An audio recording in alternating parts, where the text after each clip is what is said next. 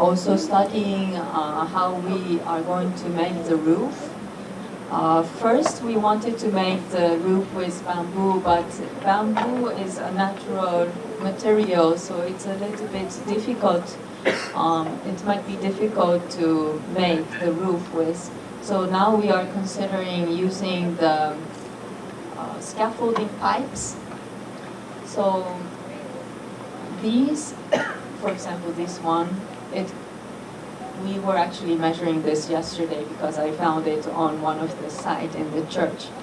So one of these pipes, the longest measurement was 6 meters, so I think it's quite doable to make a roofing. And here this looks completely like a mess, but actually, for example, Tadao Ando has made a beautiful scaffolding theater, a kabuki theater, with this kind of pipe. And also some other architects have made Japanese pavilions for international expos. So I think this kind of material is quite easy to get, and also it could be designed beautifully if we do. So we are now considering about using this system.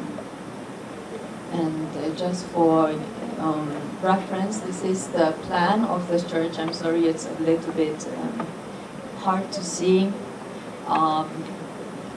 So we were thinking the altar could be in the middle, and we could maybe put the choir here and the sacristy here. But after yesterday's visit to Bohol, I thought this was not so relevant because the choir space is too small and the sacristy space is also small. So I was talking with Father Ted about this plan, and we have made a sketch. This is still a sketch, and like a brainstorming. This is actually sketched by Father Ted. And we are thinking of making the altar here, the altar table here, and the choir space here. And so there can be a number of seating space in a single circle. And the sacristy space, I think maybe we cannot make it around inside the circular plan, so we were thinking of making it in another building. So this is still on the design process, but the students are going to make a model from now, and we are really going to design. I am going to stay until the end of August from now, so I hope to do some research on these materials and also the old churches in Bohol and Cebu. Other than this plan, we also have a 3-circle plan, which also increases the space of the church. And there is also a 4-circle plan, but this is still on process, so we are brainstorming. And just for your reference, we are doing the structural test, the compression test of paper tubes, and it seems that the paper tubes made in the Philippines is only half the strength of compared to the paper tubes made in Japan. So we are still trying to revise the strength of this paper tube. We can do so by using a better paper or making the thickness of the paper tubes thicker. And so there are many things to do still, but I hope we will finish designing soon and to really construct the church. Thank you so much. Thank you so much, Ms. Rumi.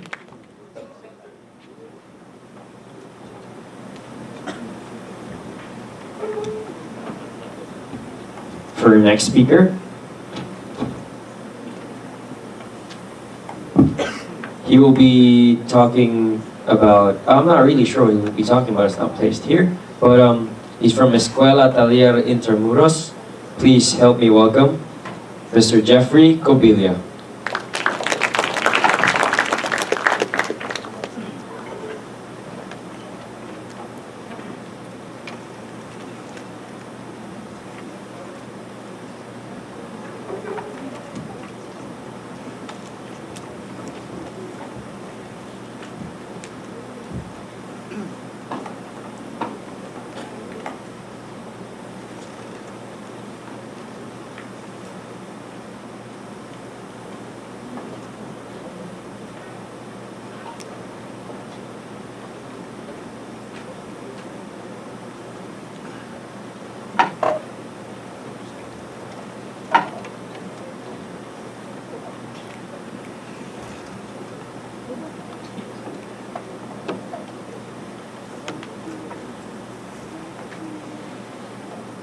Hi,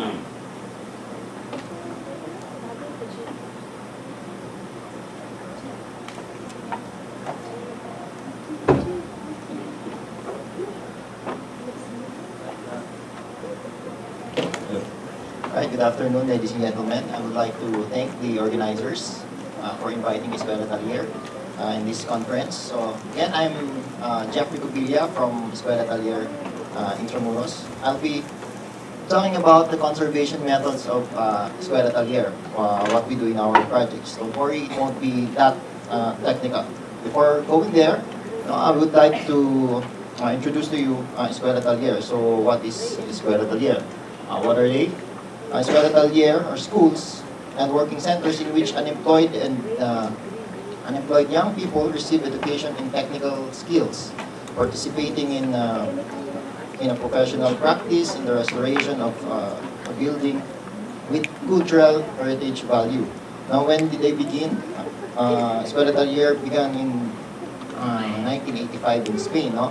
So it was a success in Spain, and the program, they brought the program in South America, and in 2009, the program was brought to the Philippines through the cooperation of NCCA and AEC. Escuela Talier Intramuros originally was a project by the two agencies from the national, from the NCCA and from AEC. So the first beneficiary was the community of Paseco, from which 75 scholars had been chosen and studied in different workshops called talleres. No? Where we just actually finished our batch 3 and we're starting the last week of August for our batch 4. Our batch 2 of students included students from Batanes, Bicol and Vigan, while the batch 3 included students from Ifugao, Pampanga, and again from Vigan. No? Escuela Talier's aim is to equip the underprivileged youth with knowledge and specialized skills to help them uplift their economic status while focusing on the preservation of heritage structures. So, right now, Escuela Talier just turned into a foundation, so it's not a project anymore, but still supported by both ACID and NCCA. So there you go. That's Escuela Talier. So what do we do, no? So what is our role in a conservation project? It's either we can be the implementer, we can train, or we can educate construction workers, building or site managers, even the owners. We can be project managers, or we can be just a consultant, no? So actions taken by Escuela Talier in a conservation project, that we can summarize that in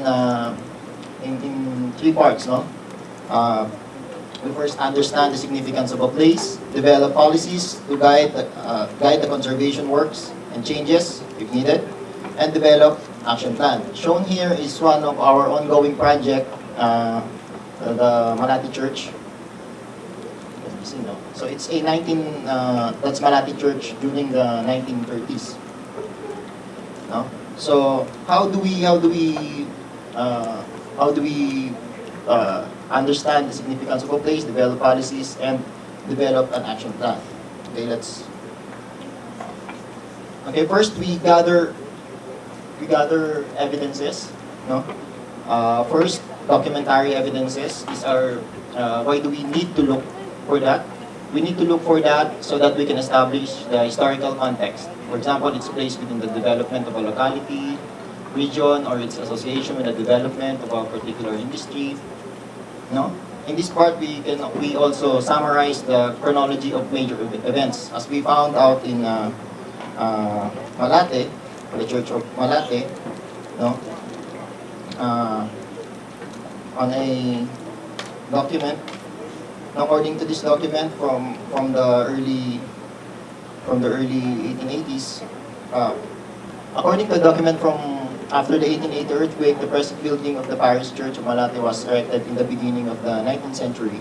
Though we still have to verify this information. No? We also found a painting of an old of the old Malate. We believe the first Malate church. No? And then going through archival documents, the development of the church, how it grew. If you notice,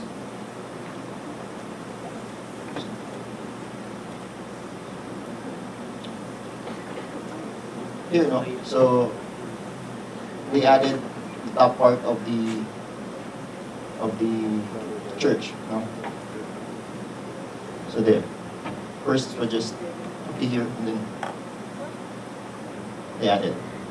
So those are the things that we find out when we gather documentary evidences.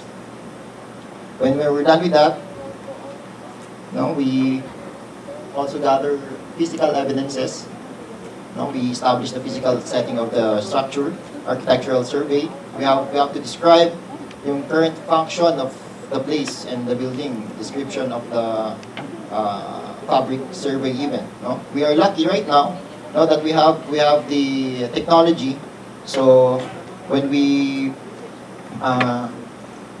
gather the evidence or the architectural features of the Malate Church, we're lucky to have the technology of laser scanning. So we asked DigiScript to scan the facade of the Malate first. And then later on, when they scanned the whole of the church, we were able to establish the plan of the church. Then after that, we have now a base layer, so we can conduct further gathering of evidences. So the next set of evidences that we will be gathering the condition of the materials and the fabric or the fabric survey. Here, we will show you just quickly the documentation, the condition survey that we did for the facade of the church. So this layer is the repairs. The repairs done throughout time. So those are inserts or concrete patch or mortar patch, all over the facade. Next, these I hope you can see. The green are actually biological growth, and the dark spots are carbon deposits. The next layer, surface erosion. So you have these aggregations, spalling, roughening. So all kinds of surface erosion we recorded. Then we also recorded cracks. So hope you can see the cracks or the gaps between the mortar, the joints or the masonry units. Also, paint traces, old lime renders. We were also able to find out old renders from the facade, and then all those data, composite layers of facade. So I'm showing you a photo of how we do it. So manually, we do it manually. So I think we did the survey of the facade in about 4 weeks total, including the encoding. So what we did is we divided the facade into quadrants and assigned a documenter on each quadrant. So we also did that kind of survey on the side walls or the side facade, the north and south facade. This survey happened. We did this after we chipped the cement plaster. So remember our methods here, the steps that we are taking. It's not actually linear. So sometimes we will go back.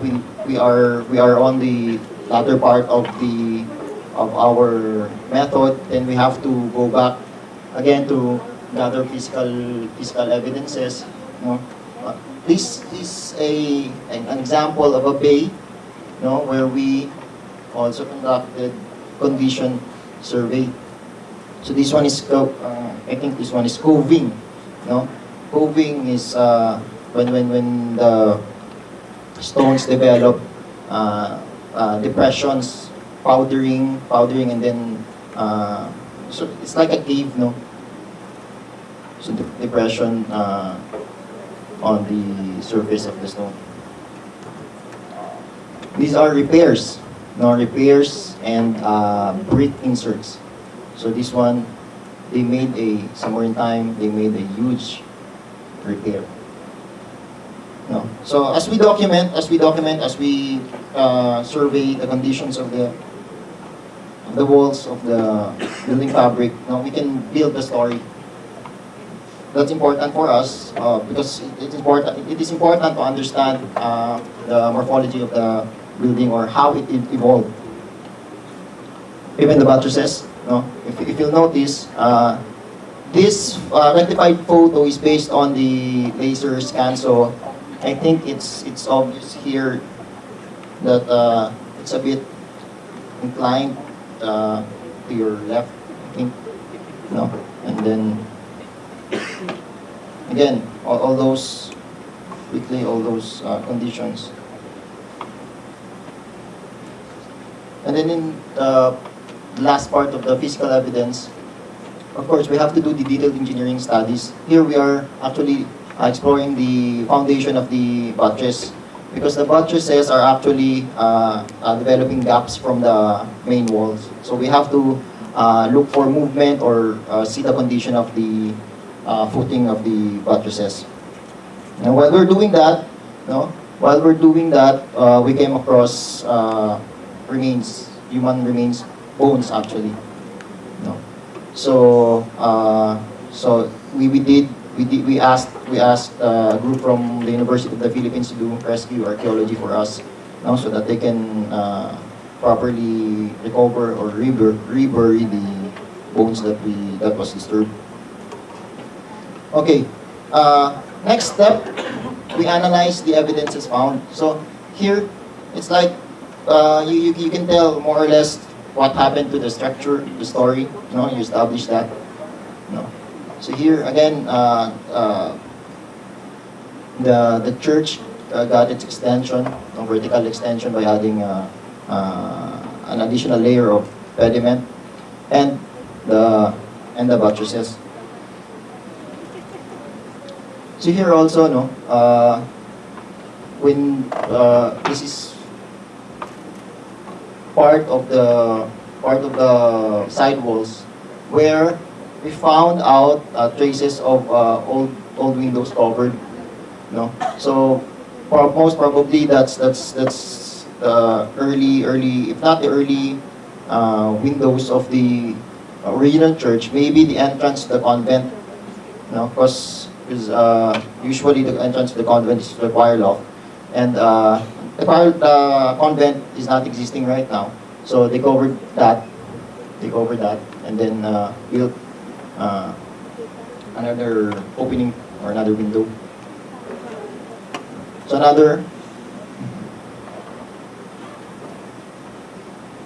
another evidence of modification or alteration, that is a pediment above a door opening.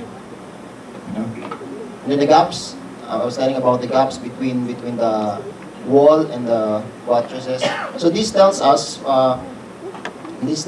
that most probably the buttresses, or most definitely the buttresses, were added later on, along with the upper layer of the walls, no? Because we found out that the upper part of the buttresses are joined properly, no? Dun sa upper part of the walls. Wherein on the lower part, they just they don't have joints.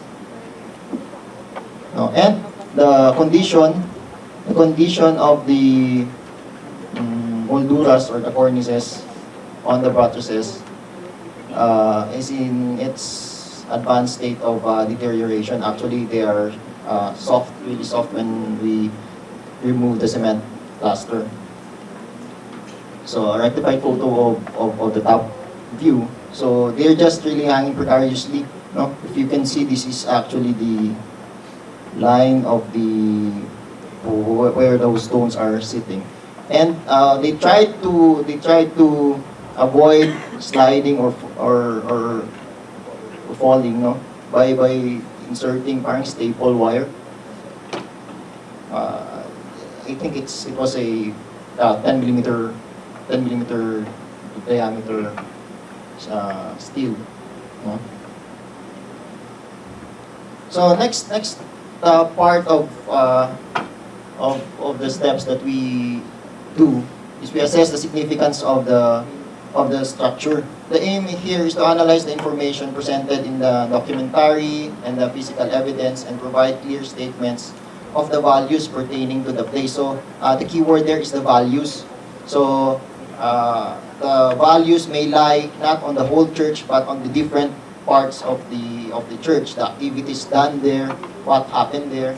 So, and while the statement of significance defines the cultural heritage significance of the place, it must be based on the statements made in the assessment of significance. So, parang this statement of cultural significance is based on the assessment of significance, like a summary of the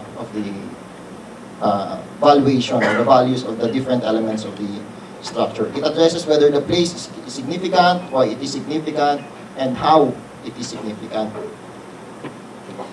So let me jump on our other project. Now, we did the same methods or actions in Santa Ana Church, still in Manila. Quickly, we did laser scanning. The precision of the laser technology produces, of course, accurate drawings. Then we did photo rectification, and after the photo rectification, we did the condition survey. And with the condition survey, one of the things that we found out are evidences of all lime tenders. Of course, we did the condition survey of the surfaces of the stones, the mortar joints, no? But one of the maybe for me, no, one of the exciting finds of this project is the evidence of old lime renders. So why am I highlighting this one? Because the next part is conservation policy, where you with the evidence of old lime renders in the case of Santa Ana, no, the Franciscan Order and the National Museum are currently discussing on what color to be applied on the church. No, so conservation policy, now you use all those data to conserve, to generate your policies. No, so again, right now they're still talking if they even want to color the facade of the Santa Ana Church. Within the conservation policy, of course, you have to tackle the physical setting. For the case of Manati Church, it is situated along Mabini, corner Remedios. It's a busy street in Manila, and it's facing Manila Bay. So you can just imagine the amount of wind that it is subjected to.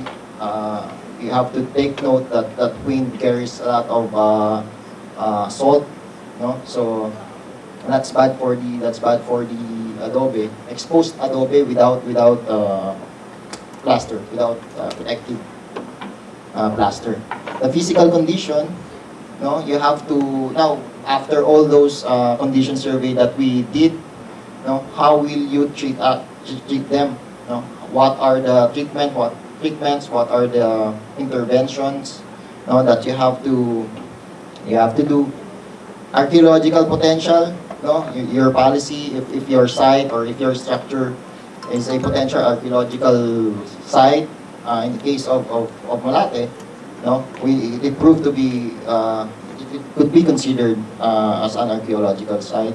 Statutory requirements, I don't know if you can see, of course we have to consider the building code, fire codes, no? And then interpretation, no? Interpretation is also important because uh,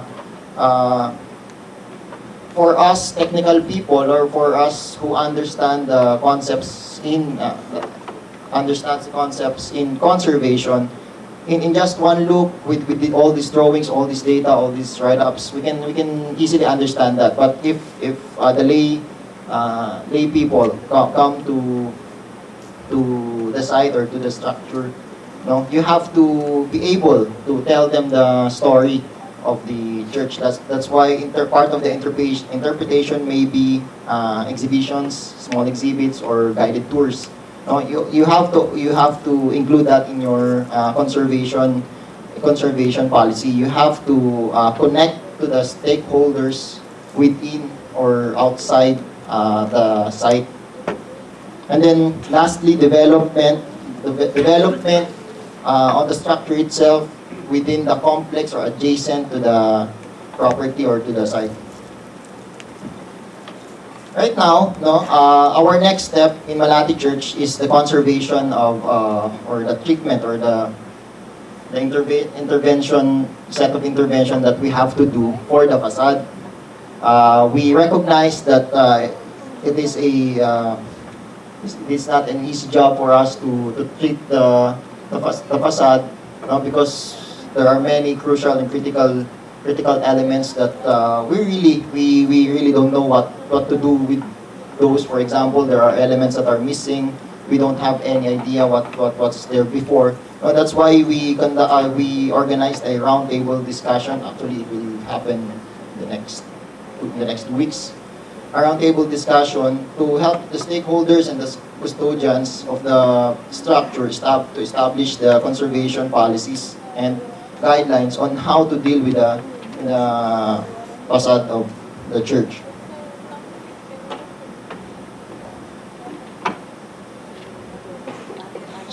So again, after all those policies, we come to the actual conservation works or the implementation. No, so before we actually conducted the the condition survey, the state of the walls are actually covered with cement plaster, and that's bad for the adobe. You can see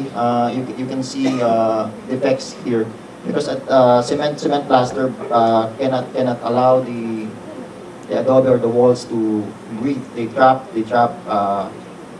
moisture inside the adobe, inside the stone, within the stone, and then they create pressure. No, and then that pressure actually is bad for the stones. So we needed to chip them, the cement plaster. And after chipping, you can see we find gaps, again more defects on the stone masonry itself. No? So that's liberation of concrete plaster, and then we discovered gaps between the walls and the buttresses. No?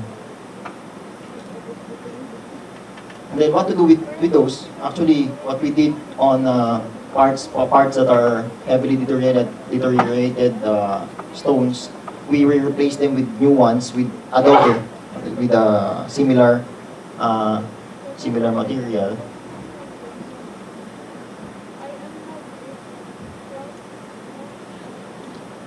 See here, so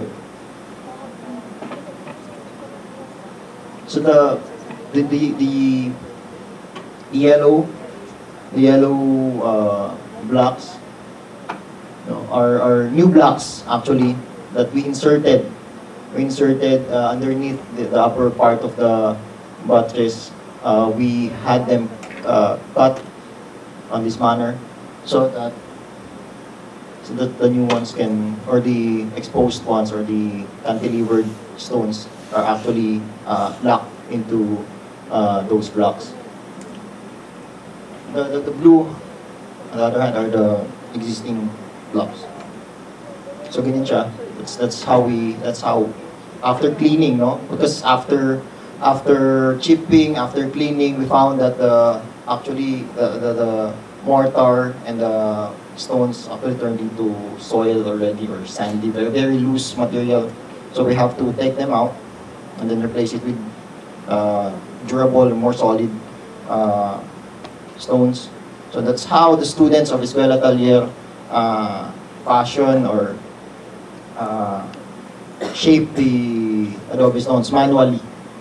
So that's a traditional way of cutting or finishing stones. No, so they do it that way. No, we base the we base the profile on the best existing cornice or profile. So there you.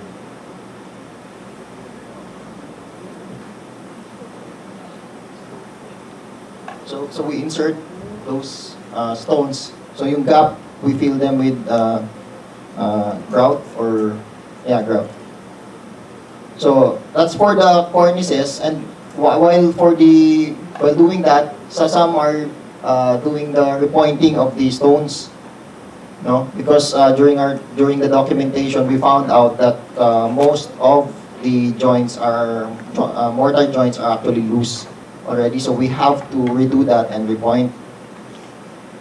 And then the next step is plastering, because we know that adobe is not that good when it's wet, no, and it's near Manila Bay, and the climate here in the Philippines is half the year dry, half the year wet, so we have to plaster that. We found an evidence that it was plastered, indeed plastered before with that thick of a plaster. So we use the same material, same binder. So lime, we use the traditional binder for our mortar and for our plaster. No? So that's how it looks now. No? So some of you may react, no, that will maybe you will tell us now. Now it looks new, no, in this picture. But now it's full of again. It's full of it's dirty again. It's being moss are starting to grow, at least on the top part of the buttress, because we installed the flashing so that we can avoid drips along the walls. So that's Malati Church, and then quickly Santa Ana Church, we did the same method. So these are actual intervention works done by the students. We start with cleaning, then next liberation from incompatible materials. There are a lot of cement plaster, especially on the pediment. No, and this after liberation from those cement plasters, this is the condition, very advanced. The stones are on their advanced state of deterioration already. So liberation, we also liberate the structure from biological growth. No? So this one here, I remember, had a mini rainforest there. And then repointing, similar to what we did for Malate, we repaired the mortar joints. We repaired the mortar joints by repointing. No? So those are the two major projects of Escuela Taller right now, and I'm sharing to you our conservation methods. No? Again, I should emphasize, no, that the process is not linear. Sometimes you have to go back. So somewhere on the start, no, because we need to do again the documentation. If you find something, no, it's a cliche right now na yung restoration is a canon forms, but it is actually, no, when you try to repair something, it will give you more problems, but not all of the time. No? So all of those, no, all of those steps are actually can be summarized to what we can call a conservation management plan. It may not be the complete conservation management plan. You may add or you may you may add some more, if you need some more data, or if your site requires, or your structure requires additional steps. So thank you very much. If you would like to know more about Eskwela Atelier, we have a website, eskwelaatelier.org.ph. We have a Facebook page, and you can also follow us on Twitter. Thank you very much. Thank you so much, Sir Jeffrey. For our next speaker, she's an associate professor at Tokyo Metropolitan University, specializing in timber engineering, dynamics of structure, and regenerative preservation of built environment. She will be speaking to us about seismic rehabilitation example and vibration characteristics of masonry walls. Please help me welcome Ms. Noriko Takiyama.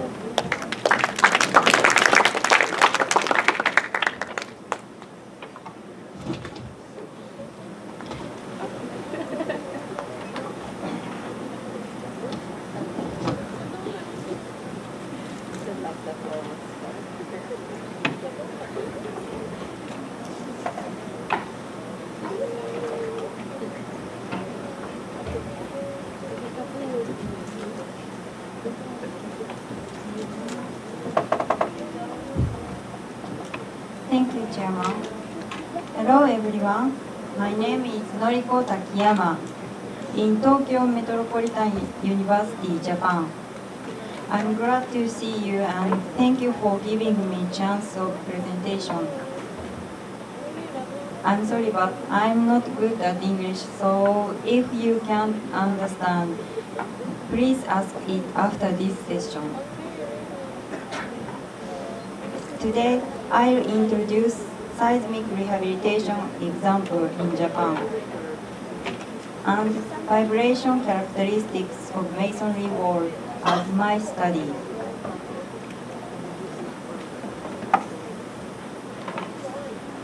There are many historic and reinforced masonry in Japan as shown in this picture.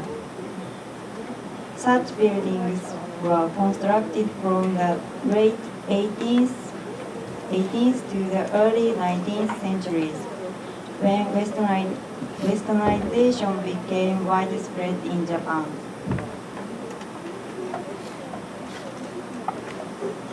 In the first earthquakes, there are many cases that masonry walls collapsed out of plane. On the other hand, recently, historic masonry buildings are hoped to preserve or restore as symbol of culture in Japan. So, demand for seismic rehabilitation of historic buildings is increasing for cultural and commercial uses. Conventional schemes have limitations because the change of the appearance of the existing wall is unavoidable. Preservation of the appearance of existing buildings creates main difficulty.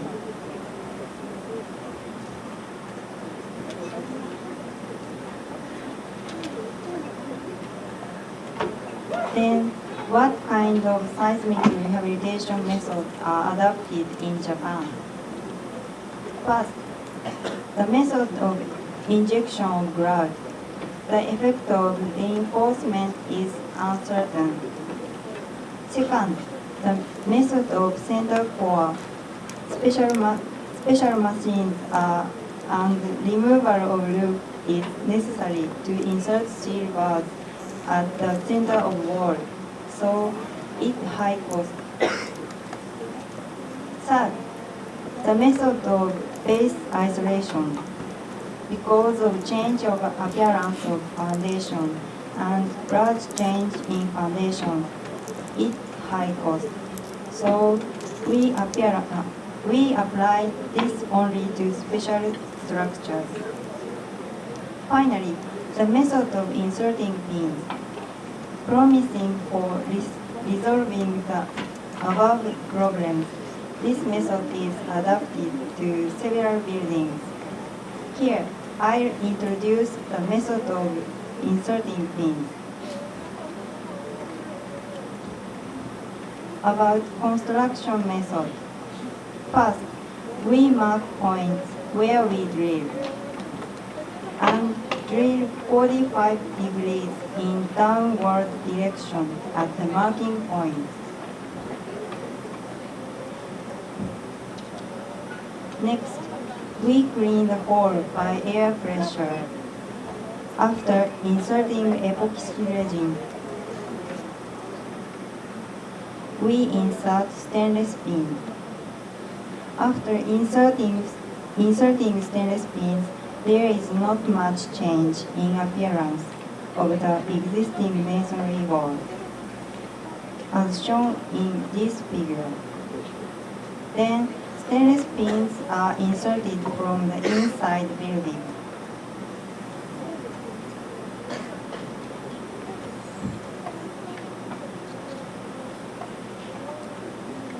Here, why we use stainless? Because stainless have durability to avoid corrosion. Why stainless pins are inserted from the inside? It's to avoid corrosion. Why stainless pins are inserted in downward direction? Because of ease of construction, to fully fill epoxy resin and to avoid falling of pins during construction process.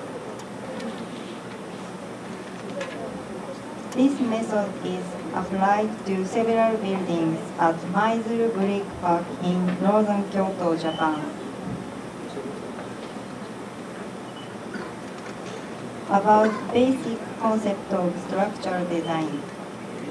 Horizontal force in the direction of shoulder side is supported by core RC walls newly incorporated into the building. Horizontal force in the direction of longer sides is supported by both the core RC walls and the existing brick walls. To resist out-of-plane bending, brick walls are reinforced by inserting stainless pins.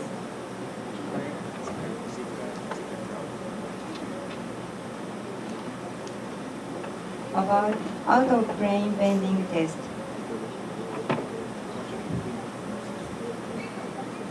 Here, we have two questions. How this unique way of inserting stainless pins affect the effectiveness of the reinforcement? And does the reinforcement really work well? So we conduct out-of-plane bending test to make clear the performance of the reinforcement used in practical application through experiment. To improve the performance based on the observations from the above experiment.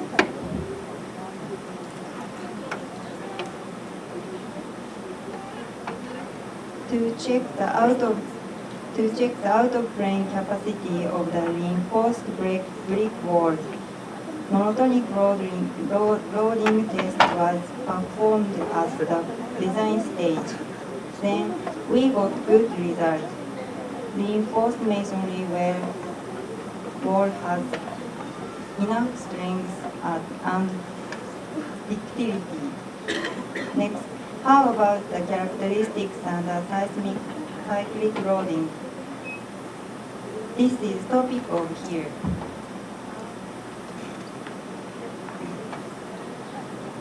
Now, I'd like to explain on loading and measurement conditions for the experiment. This figure and picture show loading system. The specimen is fixed by the wide front shape and equal leg angle steel members. Two horizontal hydraulic jacks are connected to the top of the wall specimen. The cyclic loading was conducted by increasing the amplitude of the rotation angle. We measure the horizontal displacement at point A.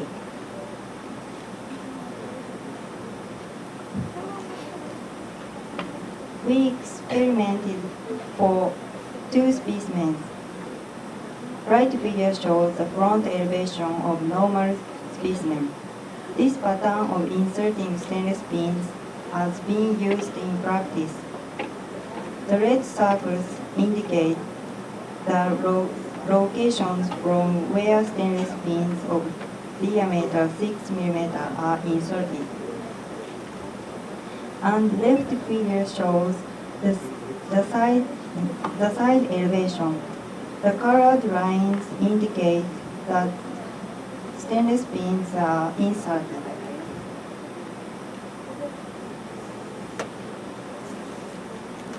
This is double specimen. The number of stainless pins are double. Now, I'd like to explain about evaluation of reinforced strength. Total strength Ft is calculated by upper formula. Fp is pin resistance and Fr is the locking resistance. Pin resistance is calculated by below formula. These formulas were derived from this free body diagram. The parameters used are as listed here.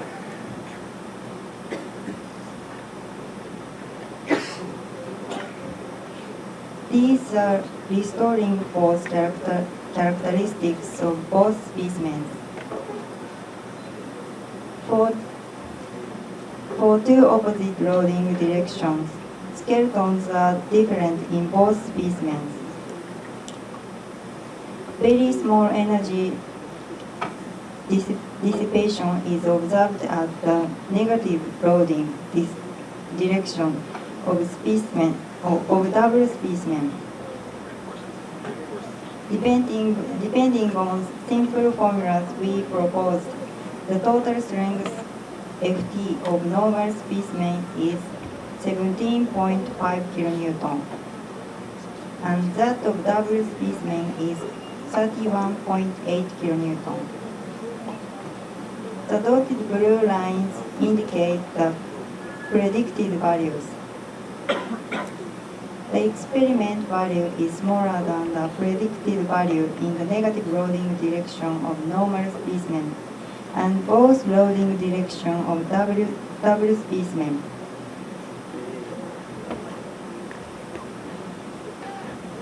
About the representative failure mode of the mortar joint of normal specimen. The mortar fracture is flat in side A, C, and D, but in side B, the mortar fracture is of stepping pattern. The picture shows the mortar fracture in side D.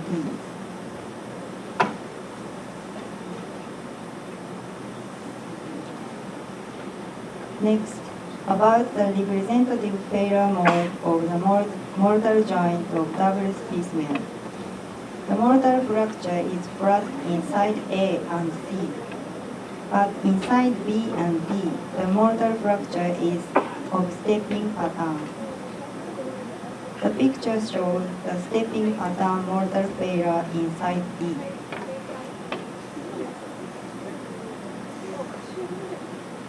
About finding and discussions. Increasing the number and/or strength of stainless pin, the capacity of the reinforced wall decreases. Unbalanced reinforcement makes the difference greater between the strength of the reinforced and unreinforced part of mortar joints. This causes stepping pattern fracture in the negative loading direction through the mortar joint where no stainless pins are inserted. Once stepping pattern fracture takes place, no tension element exists in the joint in the duration of negative loading.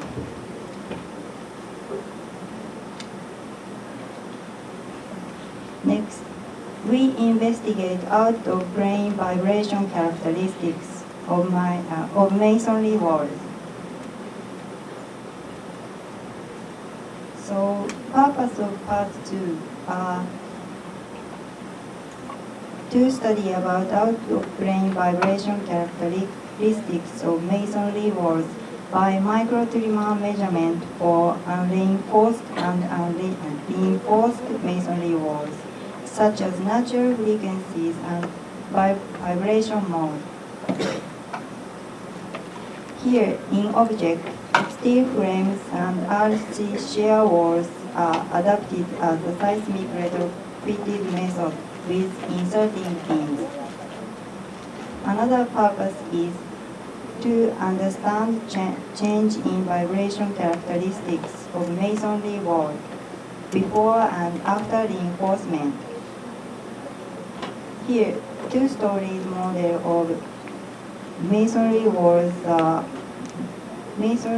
are conducted by beam element and inspection of retrospective measurement results are studied by eigenvalue analysis.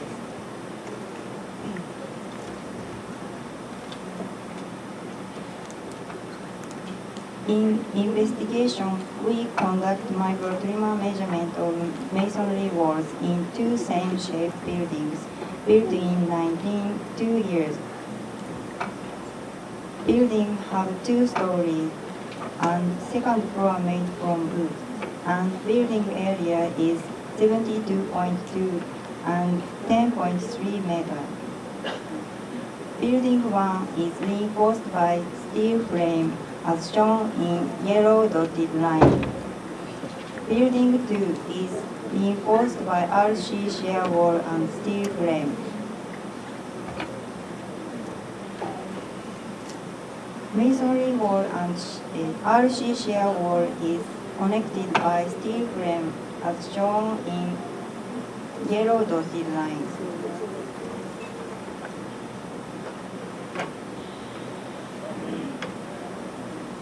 About change of natural frequency. This figure says Fourier spectral ratio of long side of masonry walls before and after reinforcement. Black line indicates Fourier spectral ratio before reinforcement. Blue line is after reinforcement by steel frame. Red line is by RC shear wall and steel frame. First natural frequency is increased approximately from 1.6 to 1.9 times by reinforcement. Reinforced by steel frame, each natural frequency tends to increase like parallel translation. Reinforcement by RC shear wall, steel frame. Some peaks disappear.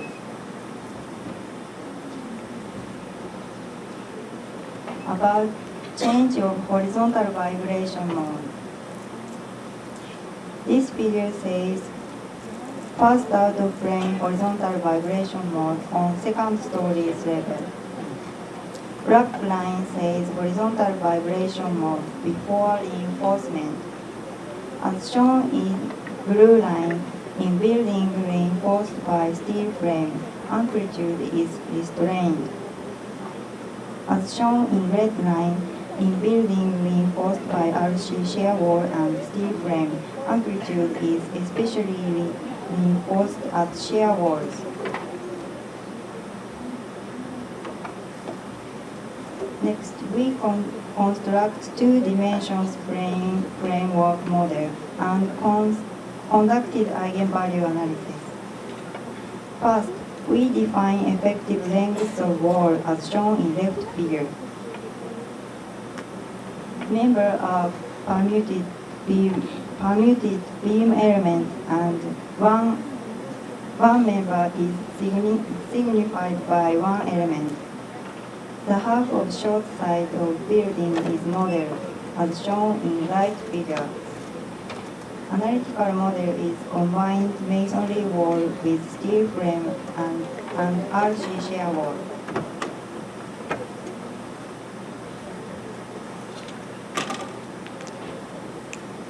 This chart indicates the value and the rate of increase of the fast natural frequency after reinforcement.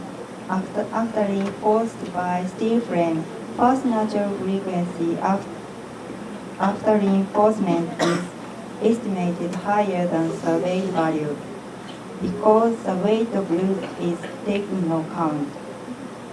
But the rate of increase is 1.6 times and is generally equal to surveyed value. After reinforcement by RC shear wall and steel frame, fast natural frequency after reinforcement is estimated smaller than surveyed value because it is thought that there are some closed RC wall in the building.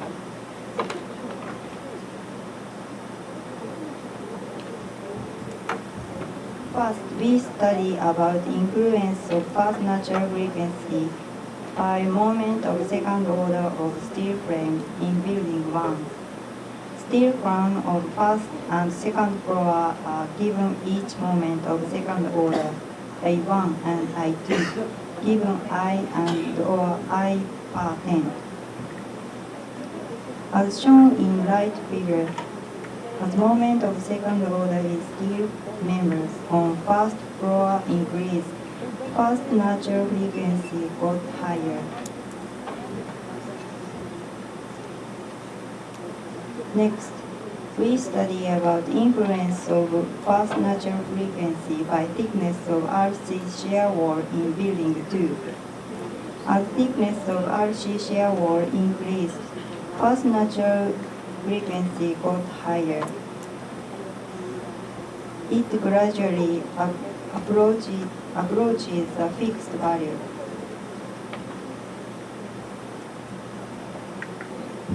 In part 2, out of plane vibration characteristics for reinforcement masonry walls are evaluated by eigenvalue analysis. First, in the eigenvalue analysis based on microtremor measurement, it's found out that frequencies can be reproduced. In buildings reinforced by steel frames, increasing moment of second order of steel, fast natural frequency is increased. In buildings reinforced by RC walls, increasing thickness of RC walls, fast natural frequency is increased and is asymptotic constant value. That's all. Thank you for your kind attention. Thank you so much. And may we request the speakers to please proceed to the front to cater the questions. If you guys have questions, together with our moderators, Ms. Tina Bulaong of Escuela Atelier Intramuros and Ryosuke Inoue from University of Shiga Prefecture.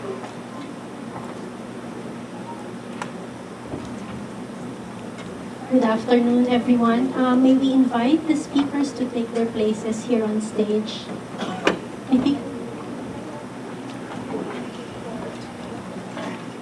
we will have 2 minutes of open forum. I'm just kidding. How many minutes? About 30 minutes. I suppose we can entertain about 5 or 6 questions from the audience.